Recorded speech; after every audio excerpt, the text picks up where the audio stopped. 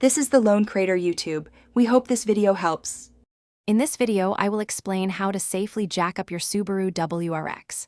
First, always ensure your vehicle is on a flat, level, and stable surface before you begin. Engage the parking brake firmly and place wheel chocks behind the wheels that will remain on the ground. This prevents any accidental movement while you are working. Taking these initial safety precautions is crucial for a secure jacking process, protecting both you and your car. To lift the front of your WRX, locate the central jacking point, which is typically the front cross member. Position your floor jack directly under this sturdy point and begin to raise the vehicle slowly. Once the car is high enough, carefully place jack stands under the reinforced pinch welds located just behind the front wheels.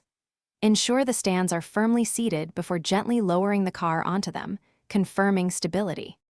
For the rear of your Subaru WRX, the ideal central jacking point is the differential housing. Carefully position your jack beneath it and slowly lift the vehicle to the desired height. Once lifted, place your jack stands under the reinforced pinch welds found just in front of the rear wheels. Double-check that the jack stands are securely supporting the car before removing the floor jack. Always prioritize safety and stability.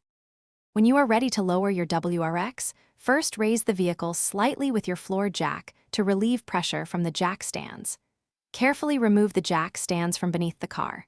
Then, slowly and steadily lower the vehicle back to the ground using your floor jack. Ensure the car settles completely before driving away.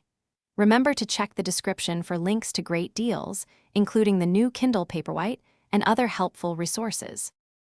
Thanks for watching. Consider subscribing if we helped you.